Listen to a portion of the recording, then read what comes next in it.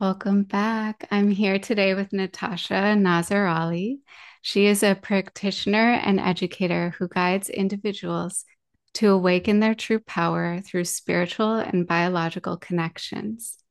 Inspired by her holistic upbringing and the teachings of Dr. Hammer's five biological laws, Natasha is dedicated to helping others achieve total sovereignty and freedom over their mind, body, and spirit. Through her work in family systems and biological relating, Natasha has realized the beauty and the harmonization of our unique ancestral lineage. As a spiritual seeker and a student of life, Natasha emphasizes the role of consciousness through her trainings at the College of Psychic Studies in the UK and her incorporation of ancient practices. Welcome, Natasha. Thank you so much for having me, Meredith. Yeah, it's so great to connect and just to hear a little bit more of all this work you've been doing. So, I connected with you through Freya. Freya has a podcast called German New Medicine Stories. And I found her podcast. I was just in a prayer about some of my own health challenges. And it was like that week, I think I listened to a podcast with Melissa Sell. And then I just went into the podcast app and searched more. What is this German new medicine? Found Freya's podcast, was listening to all of those and came across you and the work you do, especially around female just biology and connection with our cycles, our menstrual cycles, being a woman, how we feel about our femininity, which really connected with me. So I also got to do a session with you at one point, which was super helpful. So thank you for being here. Oh, thank you so much for having me. Yeah, it's interesting hearing how everybody comes across this work because, I have grown up in this paradigm with my mother. I don't want to age her, but I think she's learned it almost 20 years ago. And it wasn't really very well known then. It was very kind of underground. There wasn't, Instagram, social media, these things were not as popular then as they are now. So there were only a limited number of practitioners and educators around the world that were sharing this work. And then there was amazing resources and books and everything that Hammer had written himself to get this information and this biological wisdom out there. But today, it's so incredible to see how many people all over the world are coming across this knowledge, are adopting this knowledge, studying this knowledge, or just using their own platform to speak on it. Yeah. So let's dive in. What is German New Medicine? It's possible that people listening to this, this is the first time they're hearing about it. So could you kind of break down what it is? How did it come to be? And then we can get kind of into like conflict activity and the healing phase and all of Yeah, that. absolutely. So, German New Medicine, it's interesting just with the name in itself because it has really nothing to do with Germany. It's not new and it's not medicine. But the original name in German was Germanische Heilkunde, which just means Germanic healing knowledge. And this is really the understanding of our biology. So it's not a modality, as many people like to think. It's not a cure, and it's not a method of therapy. It's actually a biological codification and a biological framework. So this knowledge was discovered by a man named Dr. Hammer, who discovered this framework in the 80s, and he was working in oncology. He had a big reputation for himself as an innovator. He invented something called the Hammer scalpel that's even used by surgeons all around the world today. And he went through a very unfortunate tragedy. Unfortunately, his son died. He was murdered in a big case. And after losing his son and going through that huge trauma, he developed testicular cancer. And at the time, he had this sort of hypothesis that clearly this cannot be a coincidence that I go through this major traumatic event with the death of my son, and shortly after I develop cancer. But what he didn't know how to do was how to go about proving the correlation between the psyche and our body. So, this is where he really embarked on the journey to make it his mission to develop, evidence of this connection that we have. And we automatically, as conscious people, I'm sure anyone who's listening to your podcast, we think this, right? Like, clearly psychosomatics or psychology, there has to be some sort of relationship. And so Hammer thought the same thing. And what he started with is just asking his patients, and he went symptom by symptom. So he started with just his testicular cancer and asked all of his patients, have you recently gone through a loss? He had gone through the death of his son, and he asked all of his clients, what did you recently experience? And he found that 100% of the time, they too had just gone through a very similar conflict theme of loss. And then the next step that he thought was, okay, if I'm seeing a symptom, so I'm seeing a change, an adaptation at the organ level, and then I'm speaking to these patients and I'm also seeing that they've gone through something immense at the psychological level. Could this be appearing in the brain? And that was his next sort of hypothesis. And so from there, he would do CT scans on all of these patients. And what he found is in 100% of the cases of testicular cancer, at the brain level in the CT scan, at the relay that controlled the testicles in the brain, he saw this really interesting sort of target ring formation. So, what he actually discovered there is okay, I can see at the brain level that something is going on in the body. And then he went through symptom by symptom like this. So then he went through all women with ductal breast cancer and he did their brain scans and he found the same ring formation in the relay that controlled the milk ducts. And then he went to the pancreas. So he went through organ by organ by organ. And that's how he created this codification. And that's also why those who might have looked into this work will notice that we have an actual scientific chart. And it's just like a scientific chart of elements, but it's for the body. So it'll show that, oh, the skin is controlled by the cerebral cortex and corresponds to this brain area. And he just was a man on a mission. And he accumulated all the data and all the evidence he could with all the brain scans he could possibly have access to. And he did present his work at the academic level. So it was verified also externally. And that's kind of how we got here today. Wow. And I remember hearing, so when we have a symptom, there's some kind of biological reason for that. So, like testicular cancer was proliferation of the cells, maybe to have another child. Can you share more Yeah. about that? So, this codification is based on 5 fundamental laws that Dr. Hammer called the 5 biological laws of nature. Okay. So, the first biological law is very simple. It's just like Meredith explained. I have a conflict shock, and therefore I have a symptom. Yeah. So, the first law is really just telling me that every single symptom in the body is because of a conflicting experience that we went through.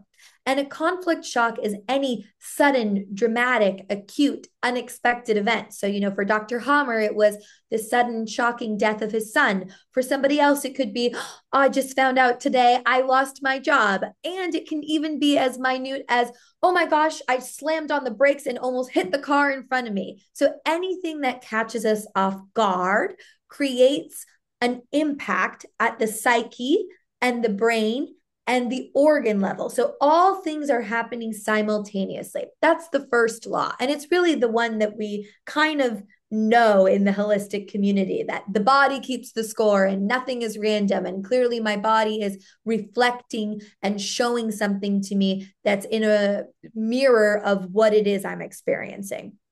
Now, the second law goes off of our nervous system. So we have a daytime and a nighttime circadian rhythm, as you know. During the day, we're in our sympathetic nervous system. And in the evening, when we restore and rest and regenerate, we enter our parasympathetic nervous system. So, what we discovered is that symptoms in the body work in accordance with those two phases as well, right? We know this when we have a conflict, oh, something that catches us off guard, we go into that fight or flight mode, right? That primal survival mode. Our hands get cold, our heart is racing, our breath has changed, and we enter this sympathetic nervous system. So he found that the symptoms in our body are going the same way. We have a conflict shock and we're up all night. We're thinking about the problem. We're ruminating. Our thoughts are spiraling. And then we resolve the conflict. Maybe we get a call that, oh, we got a new job, or maybe that person caught us off in traffic, but we slammed on the brakes just in time and whew, crisis averted, right? So we enter then into the healing phase where everything restores, repairs, and regenerates. That's our second biological law. So when you know that, some symptoms, they arise when we're active in the conflict, and some symptoms arise when we heal the conflict, right? That's why, we go to work Monday to Friday and we don't really get sick. And then we go home on the weekends and all of a sudden we have the fever or a cold or a flu. That's also, why our cold and flu season is always happening at Christmas time, when school is off, when we're back, when we're home with our families. And how many triggering events do you think we have at like Thanksgiving and all these things? So of course our body is going to follow that natural rhythm of nature, daytime, nighttime. And then we have the third law, which is just about our ontogenetic system. That tells me all the different organs, they actually correspond to different tissue layers. And we develop these tissue layers already in utero, in our embryology. So it's kind of a little bit more nitty gritty academic, but what it essentially tells me is okay, this organ corresponds to this tissue layer with that brain area, and it's going to adapt in accordance to those two phases. So it's a little bit more tricky, but kind of when you get the hang of this framework, it starts to make sense. And that fourth law that we have is the law of microbes. So it's just the law that tells us that fungi, microbes, bacteria, and even these so-called protein nucleic acid compounds, there are helpers. They're there for a job. They have a function. So anytime I'm going through a symptom, anytime I'm feeling sick or I'm feeling unwell, those are like my little firefighters that are coming to assist us. And that's kind of opposite to how sometimes we look at it in the holistic or the allopathic world, because we could say, oh, we want to get rid of bacteria or we don't want exposure to those microbes. When we look at nature, we look at everything as having a purpose and a function. And so we look at all of our terrain and our biology the same way in this lens. And that leads us to the fifth law, which is just the quintessence that not only is everything in my body happening because of an experience that I went through, but actually the symptom is solving my problem. So if I just look at what Meredith pointed out with Dr. Hammer's adaptation of testicular cancer, if I lose my son and I have this shocking, horrific death of my offspring, how would testicular cancer solve my problem? Well, cells in the testicles would proliferate, testosterone would rise, and I would be biologically motivated to procreate. Again, this is the same thing that happens, by the way, in the female ovaries. It's also a loss conflict. And then the female will also experience cellular proliferation in the ovaries. She'll be higher in estrogen so that she can better attract a mate and solve the problem, right? So you have to look at this codification as very primal, very biological. And I think we lose sight of that sometimes because we're in such an unbiological world. We forget that we are instinctually these very primal beings.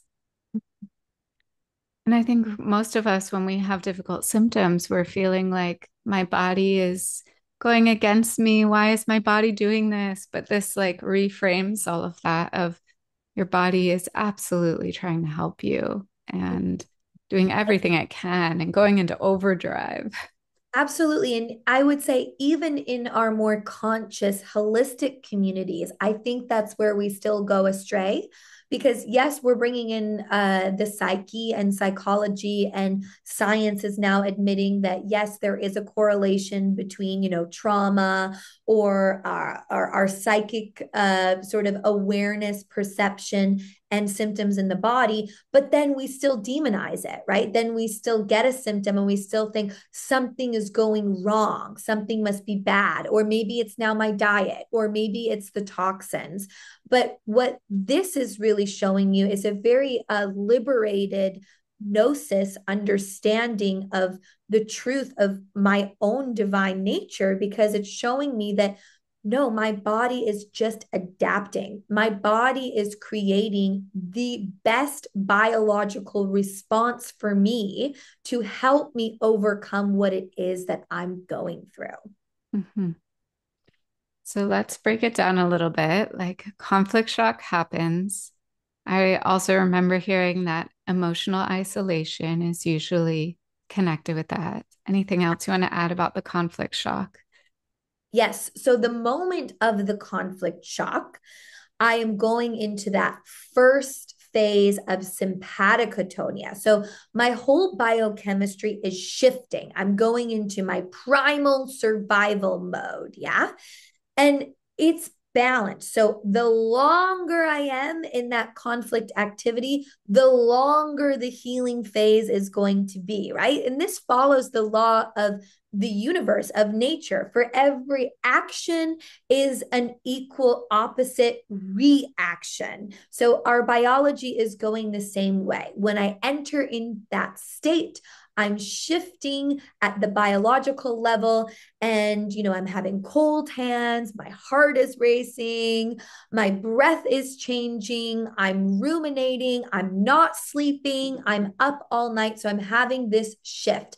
And at that moment of that conflict shock, when my psyche, brain, and organs work in synchronicity, a program is created. So at that instinctual moment, my body is going, what can we do to solve Meredith's problems? What adaptation is going to best suit her?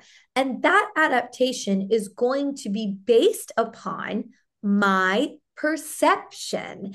This is why our sort of conscious state is really important when we know this work. So, for example, if you and I are sitting in a restaurant together, yeah, and all of a sudden we have a conflict shock of a fire starting in the restaurant, Meredith and I would both perceive that conflict differently, right? I could go into a scare fright conflict or a death fright, and I might start an adaptation that comes in at my lungs. Or, Meredith could, I don't know, she could perceive that as a territorial anger of like, oh my gosh, this could be in my territory. I'm having this anger over this fire that's starting, and she might have something in the small curvature. So it's really dependent on the way in which I perceived that conflict, right? And that's why that emotional isolation is also so difficult, because now we're in the conflict.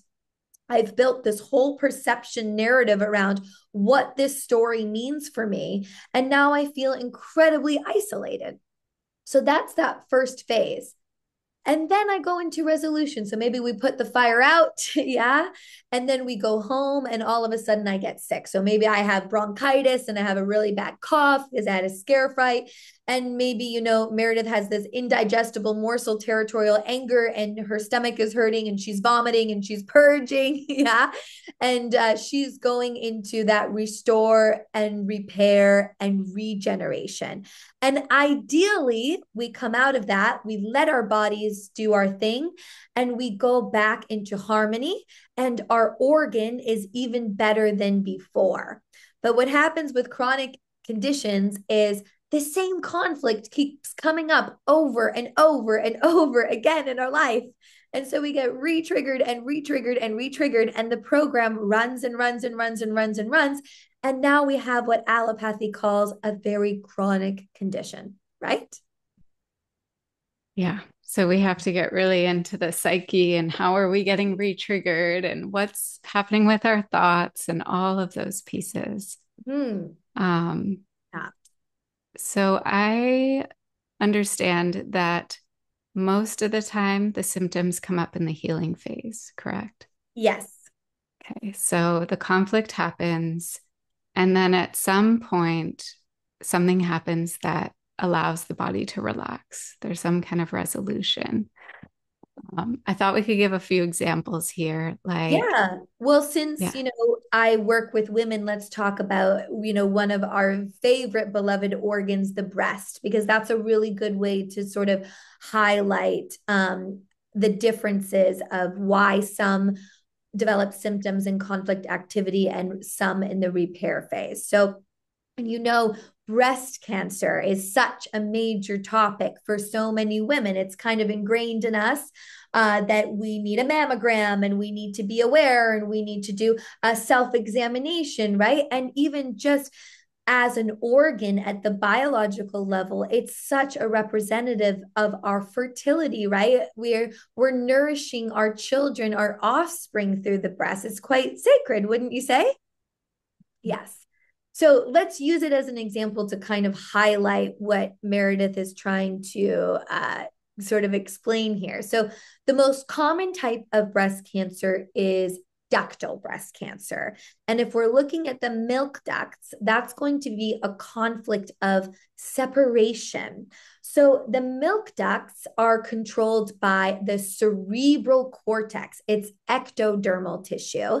And the cerebral cortex is the area of the brain responsible for communication. So it's kind of our most advanced area of the brain, right? And that makes sense because we are communicating through the skin. It's a sensory organ, right? It's about touch, it's about who is on my skin. So, in the adaptive nature, the conflict of the milk ducts is separation. It's like torn from my breast, right? It's a point also where I connect with my children. So if I feel separated from my child, I might have a program that runs there. Or if I feel separated from my partner, yeah, this is all about that point of connection. And even mastitis is this separation conflict. So it's that mother who is feeding her baby, and then maybe one day she leaves baby with her grandmother for the first time, and she's running conflict active when she leaves the baby and thinking, is that okay? Is this going okay? Yeah. And then she comes back to baby, puts baby back on the breast. Oh, thank God. And now all of a sudden, oh, clogged milk duct. Why? Because when I'm active in the separation conflict, I'm losing cells in the milk duct and my milk ducts are widening. And most women, they don't even feel this. But if you know this work, you might be really aware. And when you're conflict active, you might even feel just a slight pulling sensation on the milk duct. And now I'm reunited with baby. I put baby back on my breast, and all the cells that I lost when I was in conflict activity, they need to be replenished, right? So now I put baby back on there, and now I have a clogged milk ducts, or I have cellular growth, right? And so now, if I'm really active in a separation conflict, so let's say a mother is going through a separation with a child where maybe for some reason I lost custody of my child, or my child moves away, or a loss of a child. Now I might go very conflict active. And in the repair phase, remember, the intensity of conflict activity is the intensity of my symptom. I might have so much cellular growth that now I have a diagnosis of breast cancer, right? Now I have tumor growth. But we actually look at it as something really lovely. We would say, oh, you resolved that separation conflict. Yeah.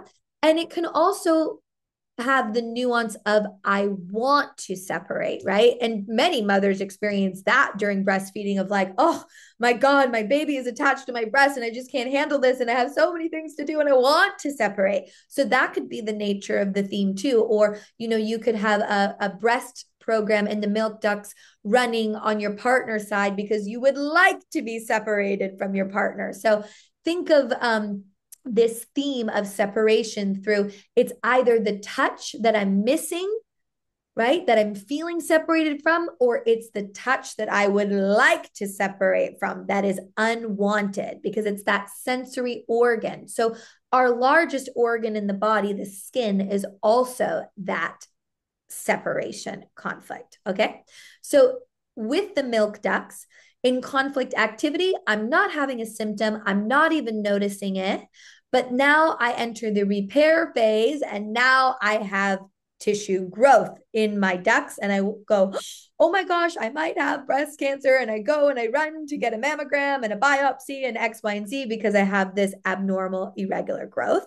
But normally, and what we've seen with many clients, if I have fully resolved the conflict and the trigger doesn't come up with for me again, the fungi, the microbes, and bacteria will eventually break down that tissue growth and the organ will return to normal. Or, right, if I don't have the fungi, microbes, and bacteria, let's say I have a long history of a medication or I've been on antibiotics, that cellular growth will just like encapsulate itself and it will stay there, but it won't cause me any harm. So that's the ducts. It's operating that way. But now, if we look at the other program, right, we have the breast glands. And this is a totally different area. This is controlled by the cerebellum. So this is operating in cellular growth during conflict activity, right? It's going, oh my gosh, there's a conflict in the nest. Yeah. And if there's a conflict in my nest, what can I do? I can help nourish my tribe. So it's like the glands in my breasts start to proliferate. And now I have glandular growth. So glandular breast cancer is growing in conflict activity. I'm worried for my tribe. Usually, with what I've seen, it's I had chaos in my family home, or I once had a client who had glandular breast cancer because her daughter was struggling with addiction. So she had this nest worry about my daughter and will she be okay? And is she going to recover? And is she going to go into rehab? Right. And that's a really tricky one because now you're having to look at somebody and say, you really need to resolve this conflict because you're going to continue this symptom until you repair it. So let's say I resolve the nest worry. Let's say I reunite with the harmony in my tribe, or my daughter comes back and she's okay and she gets recovered. Or I might even have a perceptual shift where that conflict just doesn't matter to me as much anymore. Now, all the cellular growth will break down during the repair phase.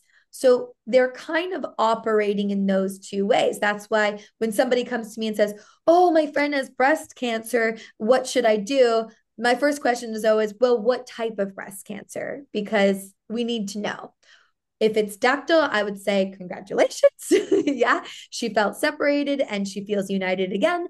And if it's glandular, I would say, all right, we really need to work on this conflict and resolve it for this individual. Yeah, that's so nuanced. Thank you for sharing that. Yeah. I have more female biological symptoms I want to go through. And before I do that, I just want to share. I thought of a story from my own life of something really simple that people can start to look in their own life. Just when I started learning about like colds and runny noses and sneezes, like the most simple thing that all of us are familiar with and we get.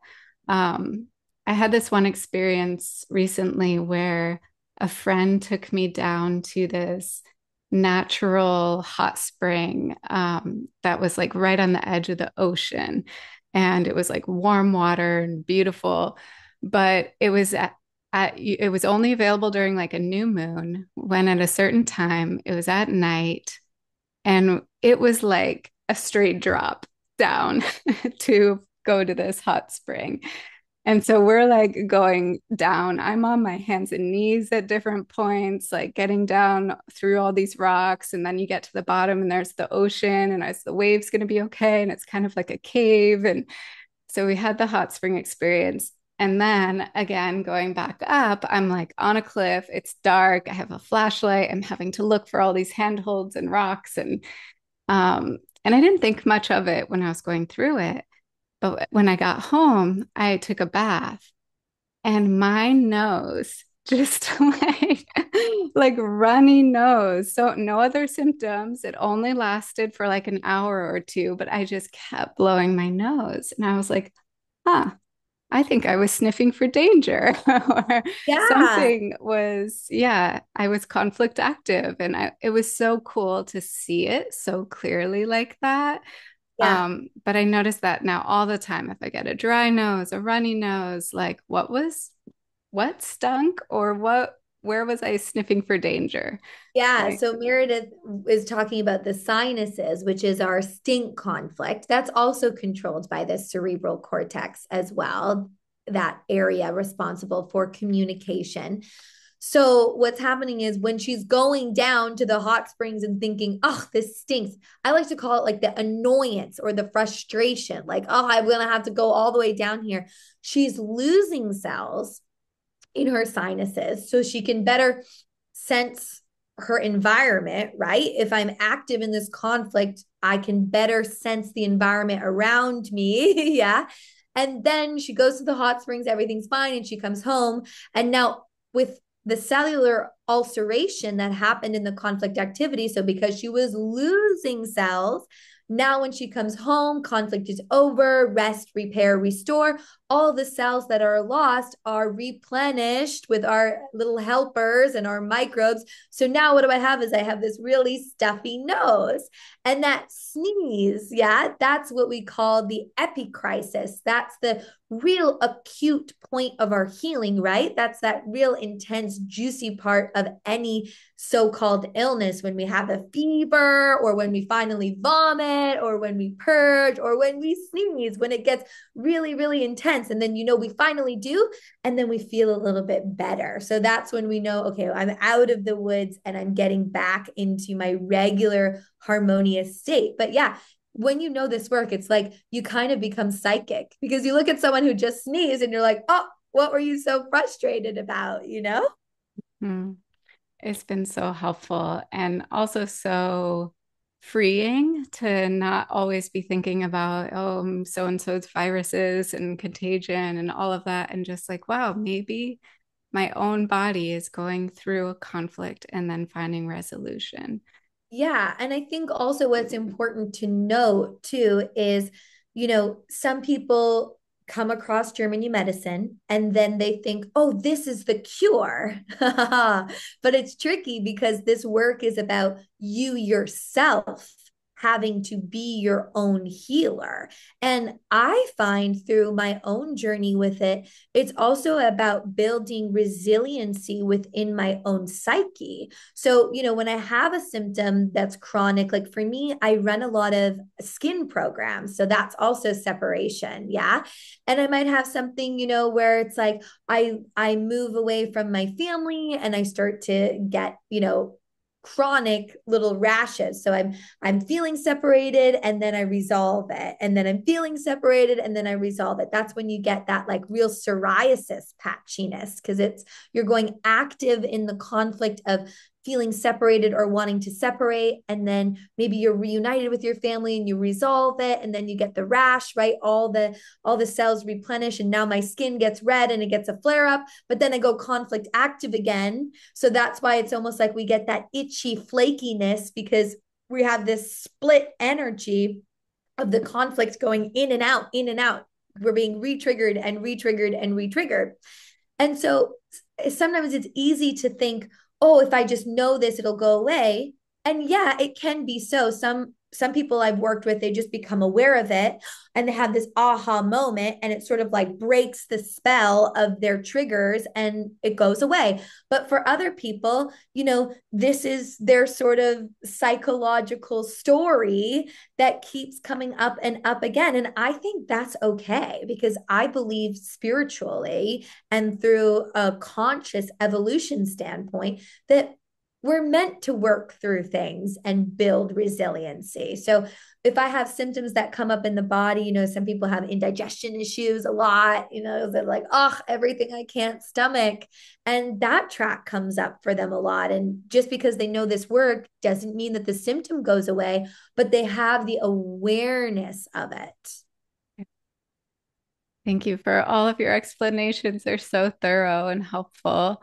Yeah. Um, I want to get into biological femininity and some of the symptoms that come along with menstrual cycles and painful menstrual cycles and short menstrual cycles and long ones and all the things that go with that. So, wherever you want to start. Yeah, Meredith, she's getting so advanced with me. My goodness.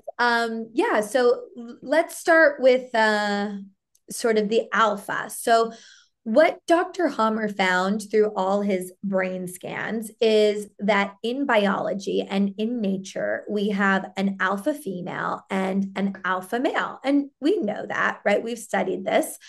But it kind of means something different when we look at what is an alpha female or what is an alpha male in biology.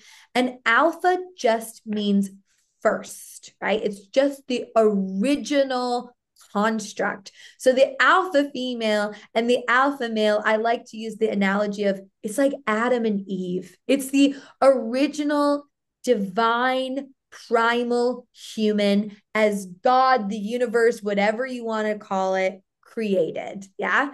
So they're living in harmony with nature and their biology is responding in accordance with that. They are the alpha.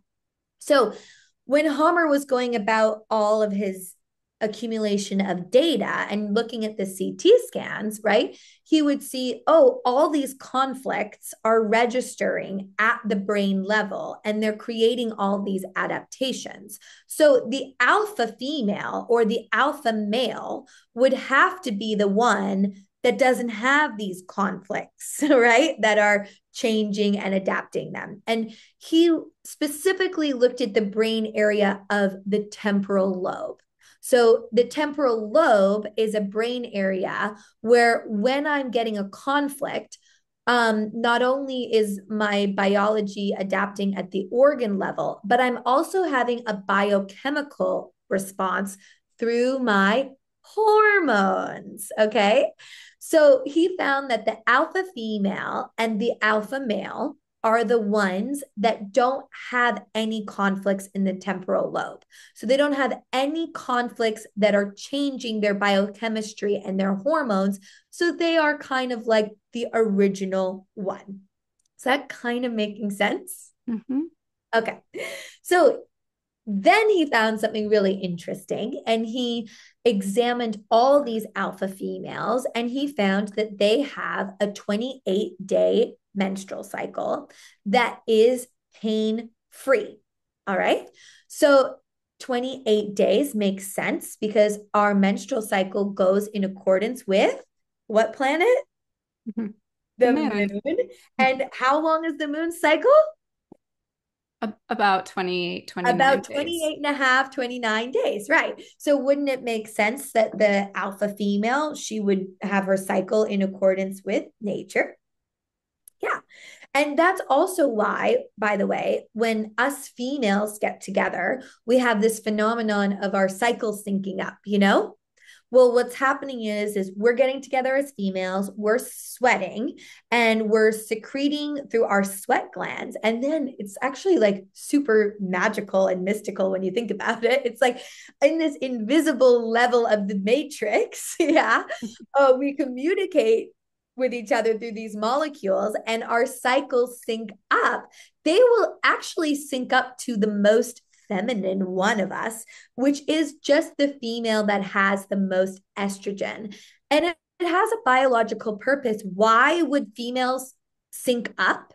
Well, because it just takes one male to seed an entire race.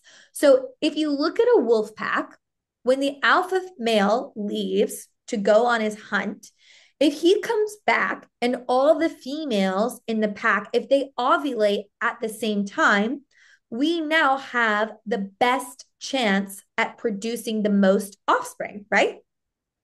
So you have to think nature is about survival. Nature is build back better. Nature is whatever it is we need to do for the survival of the species. So that's also why we females are syncing up in this manner and why we are communicating and expressing ourselves through our hormones, estrogen and testosterone.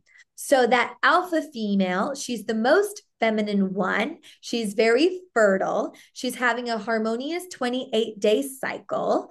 And what's interesting about her that I think is really important about our true biological feminine nature is that she also has the cervix and the clitoris and the vaginal canal all wide open. She doesn't have any sexual conflict. So it means that she can easily achieve an orgasm. Okay. And you might be thinking, why is this relevant? Okay. But think about what is the role of the female? What's the most important thing that we do in nature? Have babies. Yeah, we're mothers, right? That's our biological value. Like every single person on this earth plane comes from a mother, has to be born of a mother. So now, if you just look biologically at those organs, right, from the cervix to the vaginal canal and outward, even on the clitoris, if I can achieve an orgasm, what does that mean about birth? It might be more easeful. Yes, Yeah. that actually the alpha female, not only does she have a pain-free cycle because she doesn't have any conflicts, but she has an ecstatic birth. And that explains to us this phenomenon that we've been seeing and hearing about with women's birth stories, that they have this moment of ecstasy. So, what I find really interesting about studying about the alpha female is that, wow, the way in which we were actually biologically designed as women was to have ecstasy in birth. And that makes sense, right? The same way we are created is the same way we should be born. Yeah. Making kind of sense. Yeah. So this is the alpha female. So this is God's nature's natural design. But my goodness, do we live in a wild world? So most females experience a lot of conflicts. Yeah. So Right. generally, if I were to generalize, when we're looking at the female reproductive system and symptoms that are happening in the cycle and this and that, what do you think the conflict theme would be? Something with sex or Yeah, relationships. it's Yeah. about our sexuality, right? So Hmm. we're getting these conflicts with sexuality or procreation, right? That's all our body is designed to do. The whole menstrual cycle is serving us to motivate us to go get a baby. Yeah. And our whole biology is wired and designed around it, whether we like it or not. Women, Meredith, seem to have a really big problem with me when I tell them this. But it is the truth. They somehow don't like this because they're like, my value is not just being a mother and this and that. But Totally. actually, it can be really freeing because whether you've actually become a mother or not is completely irrelevant. Your body is doing that regardless. Yeah. And it's really good to understand that. So, what Hammer noticed is anytime a female is going through a sexual conflict, so that looks like I might not feel safe in my femininity, or maybe I'm in a relationship with a man, but I just can't see him as the father of my child, or maybe even as a young girl, to have to be fatherless, or to have a father who doesn't make you feel safe, or is aggressive, or causes chaos in the family home. These are all actually registered as sexual conflicts because I'm not safe in my femininity. And I think what's important to know as women is like, we talk about this idea of safety a lot, right? Mm. And we're even in these sort of psychosomatic spaces or more conscious spaces, we're taught, oh, well, we need to feel safe. But what does it actually mean as a woman to feel safe? Most How women to can't be, answer for me. yeah, feel protected, to Yeah, feel like sure. we can relax. Sure, like we can relax, but that's that's not specific enough. Like I'm feeling protected. Why does the female need to feel protected? Why would she need protection as a female? Oh, to have a baby. Yes, because she would have a baby, and then therefore that offspring needs to be protected. All right. So she needs that protection. So if I'm going back to what I originally said, the number one role of the biology of the female is revolving around motherhood and around offspring and procreation. That means in order for me to feel safe, I need to feel safe enough to have a Have a baby. baby. Yeah. Yeah. So I like to say circumstances for procreation need to be available to me. It means that I'm safe in my female body. If I get pregnant tomorrow, wonderful. Harmony, nature. Yeah. Mm. That's really conflicting statement for a lot of women. They're like, Yeah. what do you mean by that? Like, I don't, yeah, sure, your awareness or your psyche or your construct might have different opinions on that. But you're going through a phases of a cycle. You're ovulating, you're bleeding X, Y, and Z. And so your body is having this emotional, biological, psychological response. Yeah. Yeah. So I like to put it this way. If you're a single female out there in the world and you don't have a partner in your life, so you got to make money and take care and provide for yourself, are the circumstances for procreation available to you? Not as easy. Not as easy. If you are a young teenage girl and you're living in a chaotic home where your parents are yelling and fighting and screaming at each other, and your dad is not a very kind man, are the circumstances for procreation available to you? No, not as If I'm comfortable. in, yeah, if I'm in a relationship with the partner or the man in my life, but he can't get it together, and I just look at him like, oh my gosh, I don't even know if I want to be with you, let alone have children with you. Are the circumstances for procreation available to me? Yeah. No, it's actually females living in conflict with their own biology. Yeah. And by the Yes. way, if I'm also going on the pill, so now if I'm taking birth control, I am preventing myself from being able to have babies. So again, circumstances for procreation are definitely not available to me. So I am in conflict as well. Yeah.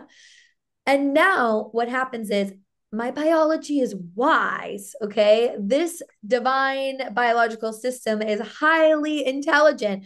Remember, it's always going to do what it needs to do to solve my problem. So if I'm in the middle of this conflict, yeah, this sexual conflict, which is not about sex, is actually about my sex as a female.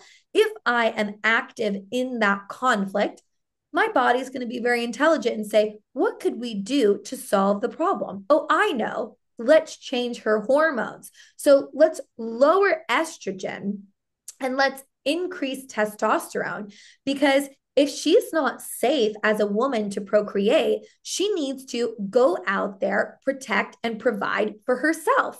And what hormone can best help her do that? Testosterone, because testosterone is our action oriented hormone, right? It's active, it's about accumulating resources so I can have a territory, so I can go out and provide for myself. Estrogen is our passive hormone. It's about our emotions. It's about our nest. It's more depressive. So I increase testosterone. And when I increase testosterone, remember that alpha female, she had that 28-day cycle. But now, if I'm a little higher in testosterone, it's going to elongate my cycle. So now instead of having 28-day cycles, I have longer than 28-day cycles. And if I get so active in that conflict, what might happen? I might lose my menstrual cycle altogether, right? I might stop to menstruate. Yeah. Yeah. Because now I'm so high in testosterone, the sexual conflict is so active that my body responds and goes, not time for a baby. Right. Yeah. And this is where we see this whole phenomenon happening right now in the female health world of perimenopause, right? That's quote unquote perimenopause. Because think about how many sexual conflicts the modern day woman goes through. I mean, a ton, right? And you have to think about those triggers like coins in a piggy bank, and the next coin comes in, and the next coin comes in. And the heavier the load, the more dramatic my biology is responding. So we have this real masculinization of women going on because they're loaded in their conflict. And now they need to go and protect and defend their territory themselves. Yeah. So Yeah. that's sort of what makes the period longer. And now what makes our cycles really short is now if I'm in this testosterone driven biochemical viewpoint, I look at the world through that masculine brain hemisphere, which is all about my territory, right? So I want to establish my position on a hierarchy. I want to achieve value through my resources, through my reputation, through my career, right? Through my education. That's all my territory. But now what happens is on that brain hemisphere, I have all these territorial conflicts. So now if I lose my territory, if I go through a conflict of territorial loss, maybe that could look like I really wanted that job promotion, but I didn't get it. Or I lost this job or relationship and now I have to move back into my parents. So now I have like an actual territorial loss. Or it could be I really, was dating this man or this woman and I thought they were the one for me. I perceived them as my territory and then they rejected me. So I lost that territory. Yeah. Now, this conflict is going to lower my testosterone and up my estrogen. So now I go more depressive. Now I'm more emotional. And now with very high estrogen, my cycles get very short. So now my cycles are less than 28 days. Yeah. I should say, because this is very advanced, that is for the right handed female. The left handed female, she is, extra feminine. She has more estrogen. And so she is not really having territorial conflict. She's having only really, well, not only, but her conflicts are sexual of nature. So she's having that sexual female conflict, but the right-handed female, she has territorial. So it's different depending on our handedness. And I think that's why this work can feel so daunting to people to understand. Yeah. And you're like, wait a minute, I have to know my handedness and like how my hormones are working. But yes, and you'll get the hang of it. And if you don't know it that deeply, don't worry because it's your biology. So it's working on you anyway. But for those listening that are curious, our handedness is actually determined at the point of cellular division in embryo. So we're always right handed or left handed. And if you look at a pair of identical twins, one will be right-handed and the other will be left-handed. And this is also Oh, designed for the survival of the species. wow. Yeah. Yeah, it goes so deep. I'm just thinking about that question you posed of if a woman were to get pregnant tomorrow, would everything be a-okay? And it's like for many women, maybe most women, our culture doesn't support that. It's like, yeah, women need to be in the workforce. Women need to be, providers in some way. And then just like looking at least in the US, how little resources there are for women to like have a postpartum time or childcare or X, Y, and Z. Like, yeah, I think for anyone listening, I just want to normalize that biological femininity is probably not the norm for most people.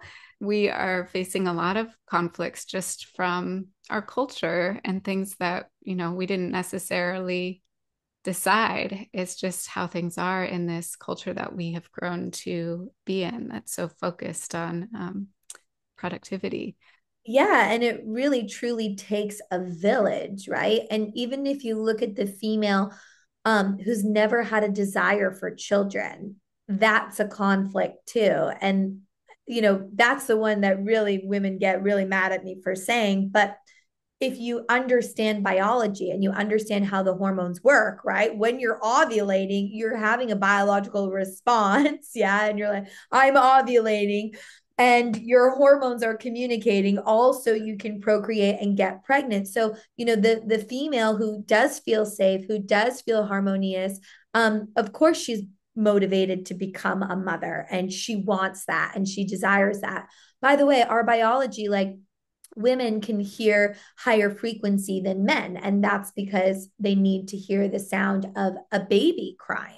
Like, oh, we even have adaptations at the milk ducts when you're seeing a baby, that you're even responding through that. So we're having biochemical responses that are all designed around procreation, around motherhood, and to motivate us to procreate.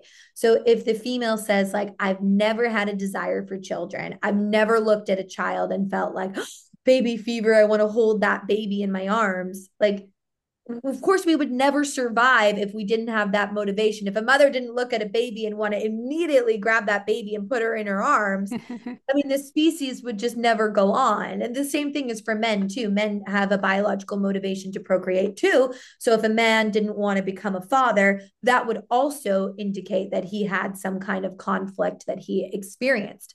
And here's where we get back to that fifth biological law of the quintessence, where it's like non-judgmentalism. There's no good, there's no bad. It just means that I went through an experience in my life, and now this is what's most safe for me to survive. So I don't think that just because you're not motivated to become a mother that you should be one, or that means that there's something wrong with you. There's nothing wrong with you at all. It just means that you went through experiences in your life that shaped the course of who you are. And not only did it shape the course of who you are in your personality or your values, but it actually did change your biology.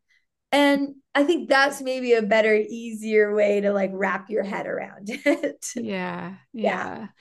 It's not that we did anything wrong. It's just how we've experienced and navigated this world. And Yeah. And like you it said, doesn't. it's survival.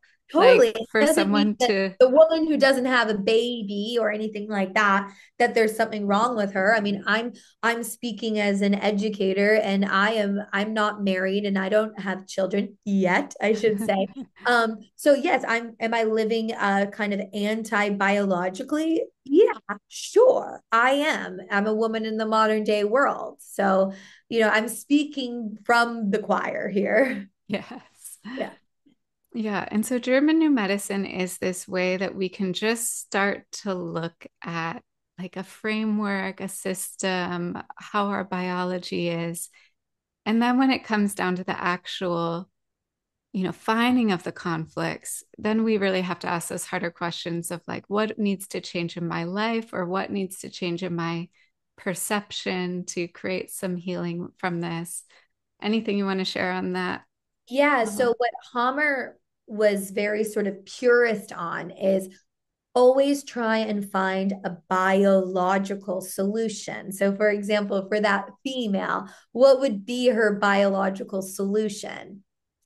um, well, a woman that wanted to have a baby or set up A circumstances baby. where, A baby, yeah. yeah. So, and this is why, I mean, you're a mother, so you might have experienced this yourself. This is why a lot of women say, like, oh, I was always kind of like dating and like really into these things, and then I had a baby, and then go, well, those things just don't interest me anymore. A lot of it is Totally. because that sexual conflict is resolved. Mm. Um, it can also go the other way, of course. Like you could have a baby and that could cause a whole slew of conflict. So I'm not at all saying that a baby is going to solve the problem. But Hammer would look for these biological solutions, or he would say, oh, this is a single female and she's having a lot of period pain and she can't find a man. Well, and that's her biggest conflict. Then he would say, well, what would really resolve her problem is, finding a partner that she was stable with, that she felt good with, that she could have a good relationship with. That might solve her problem. Or, like, for example, if you're having a lot of territorial conflicts, Dr. Hammer might tell you, move, then, leave the place that you're living, leave that job, quit that job. And you have to think like a chronic condition that's been going on through your life that's major is going to require major changes, right? Because your whole life is revolving around this slew of themes and triggers. And so he always started there of like, okay, what can I already do at the biological level to solve this problem? But then you have something, for example, you know, like a loss conflict, like the loss of a loved one. And that's really hard to get over. Yes, Hammer could say, yeah, procreation, giving life again might help for that too. But there are certain things that happen to us that are just so immense that I believe they require a more transcendent point of view. So they require a growth in our conscious evolution. And I think a great way to look at that is if you look at a child, for example, oftentimes children have all these childhood symptoms. Like I used to have a lot of eye issues, visual separation from my mother. And that used to be my big trigger as a child of like, oh, when she would leave and I would feel visually separated from her, like I couldn't see her, I would run all these eye programs in my left eye because that would be my mother child side. But of course, as I grew up with emotional maturity and I realized I can call my mom, I can be with her. Now maybe I'm like, okay, yeah, let me get rid of her.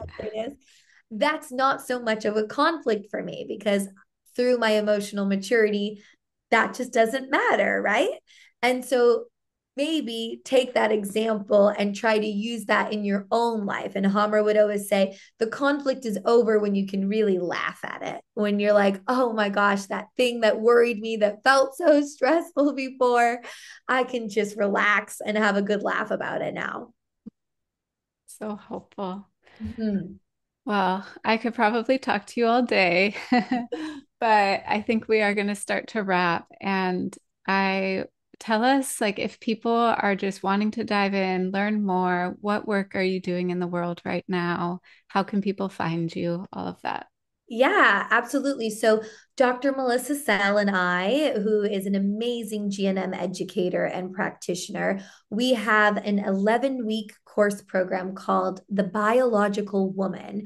And that's really for all levels because it's a deep dive into the entire anatomy of the feminine. We go through the whole body from this lens, from head to toe.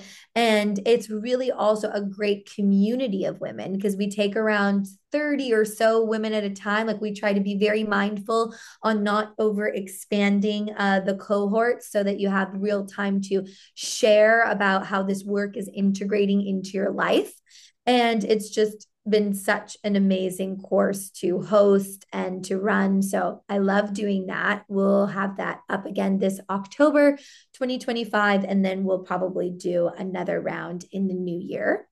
And then what I also have is I've been really diving deep into homeopathy and how we can use other modalities to help support us on the healing journey. So I also have a GNM and homeopathy course that I'm teaching with a homeopathic practitioner, and that's available in October online as well.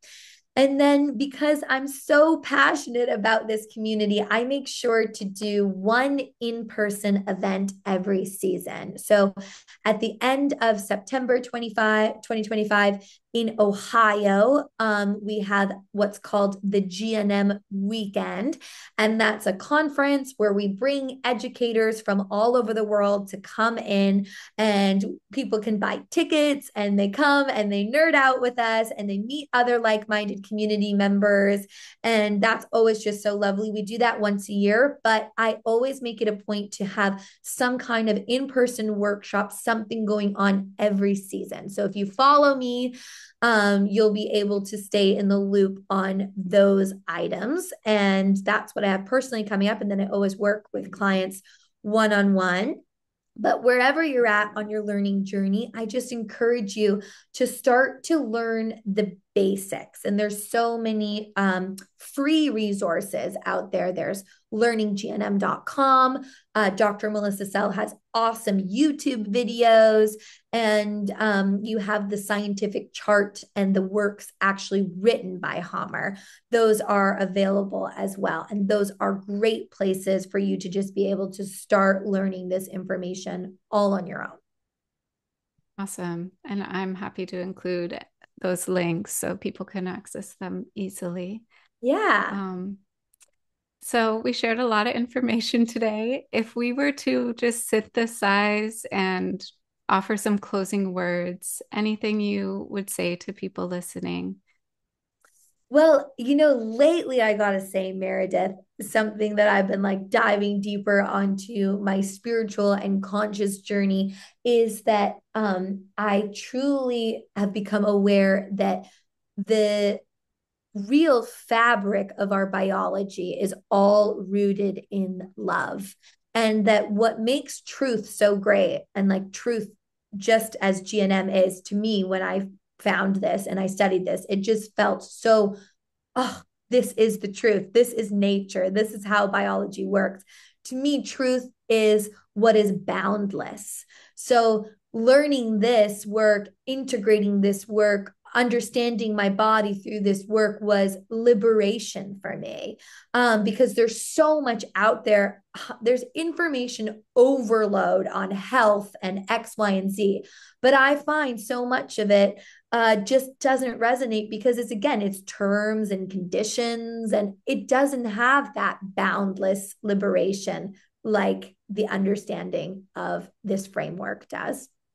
And within that, I think what the ultimate boundlessness is love, right? I think like the most boundless thing we can imagine is the love that a mother has for a child. There are no boundaries that exist within that. And so for me, the true integration of this work, the true embodiment of this work has been just leading a very heart centered, loving life, and also approaching this work and approaching my relationship with my body through the truth of love. It's beautiful.